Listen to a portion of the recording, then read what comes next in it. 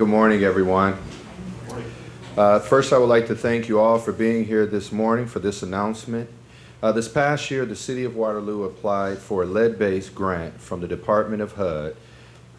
When checking the HUD.gov website, we were shown that we had actually received an allocation. This granting amount was about $2.9 million that would be given to fight a plaguing lead situation and the reduction of radon in our community.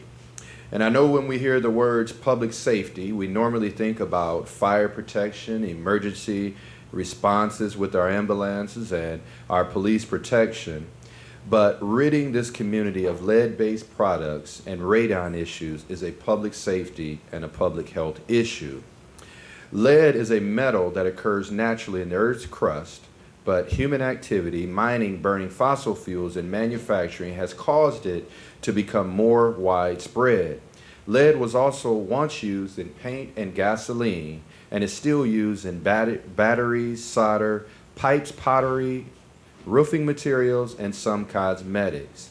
And the impacts of lead in children could make children have developmental delays, learning difficulties, irritabilities, loss of appetite, weight loss, sluggishness, and fatigue. And in babies, being exposed to lead before birth children may be born prematurely, have lower birth weight, and have slow growth. And in adults, signs and symptoms may also include high blood pressure, joint and muscle pain, difficulties with memory and concentration, headaches, and abdominal pains. So the City of Waterloo is serious about this issue, and we are grateful for the many partners in this endeavor. We will attack this issue and work towards ridding this community of this harmful chemicals where we can. And to tell us more about this grant and who will be leading the charge, I would like to introduce someone you all know, and that is Director of Community Development, Rudy Jones.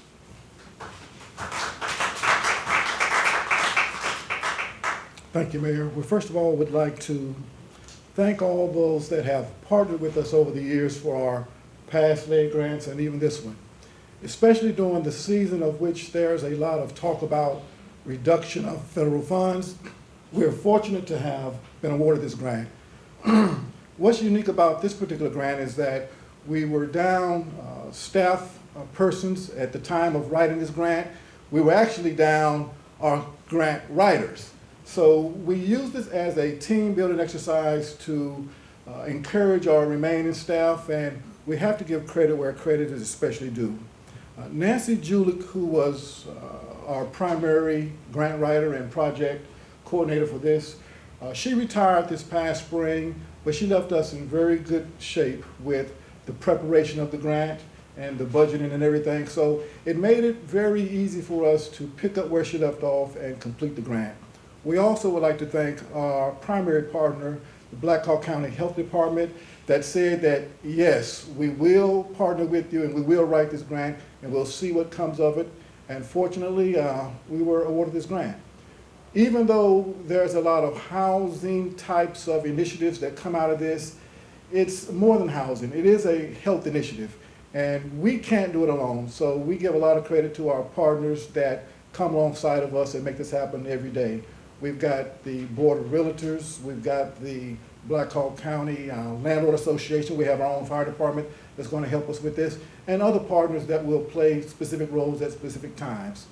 Once we get our debriefing assignment, we'll have more details about when the actual grant process starts. We'll be working extensively with some of our landlords, being that this grant is different from past grants, that we're moving a little bit away from owner-occupied units, being that the past few grant applications, we've addressed a number of those units. So we're now moving to make sure we have the apartments where we still have some work to do to be covered there. So we're very excited. We're finishing up now with our Grand Crossing project, so we were looking for a new project to start. This falls right in our lap.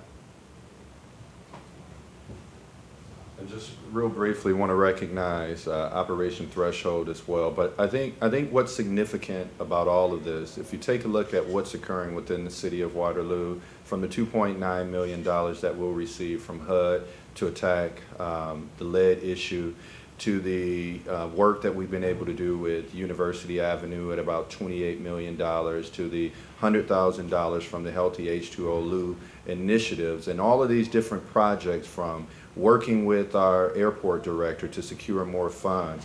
As you take a look at the entire city, you should be able to see a change that's on the horizon. So this is just one more, I won't say it's a feather, I'll say it's an entire coat in the hat for the city.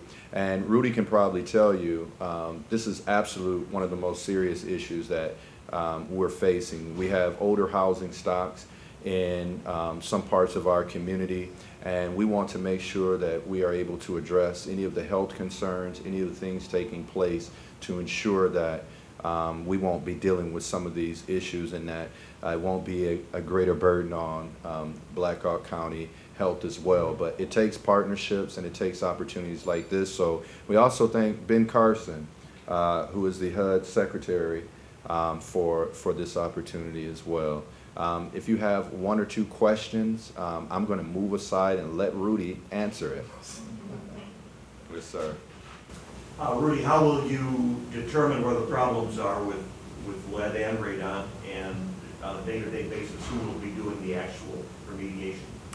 We've got Black Hawk County Health Department fielding a lot of our health-related questions and initiatives, and they might be able to answer that. Some of those requests come in by way of home inspections, apartment inspections, where they're referred to them and then to us. We'll do a number of advertising schemes to get the word out so people can at least solicit our assistance along the way. So we're probably 1 or 2 months out from that beginning.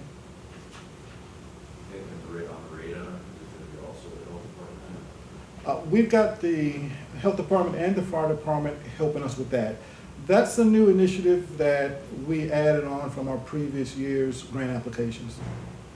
How do you get rid of radon? There's a mechanism that allows us to address that, and Pat, would you be able to tell us exactly what that looks like? Well, generally speaking, it's air evacuation out of the home.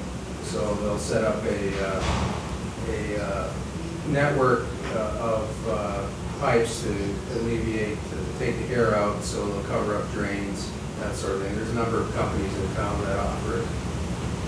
The key, though, is to first test to see if there's radon in the home, and then move forward with the plan. Thank you.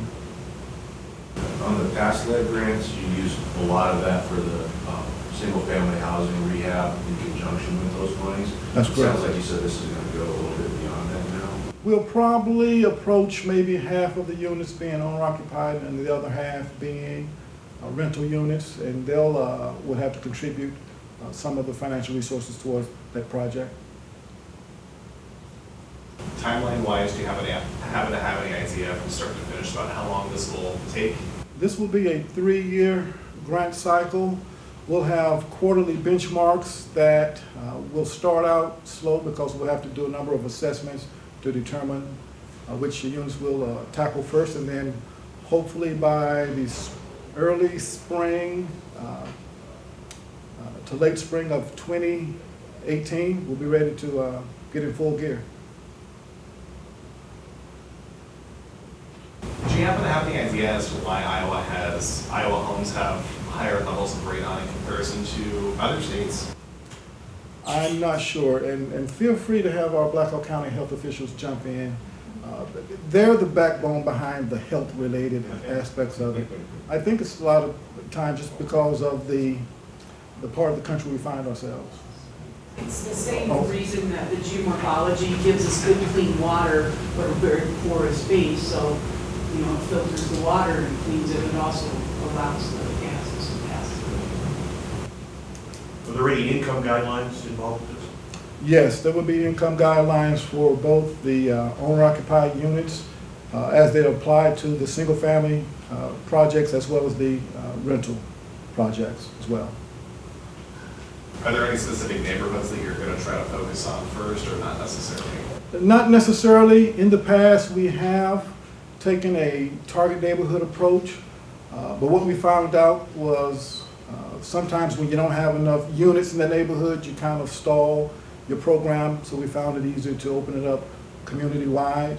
Now, there might be some neighborhoods that might be more dense in terms of the owner-occupied units, but we'll probably find that out as well in some of the rental cases.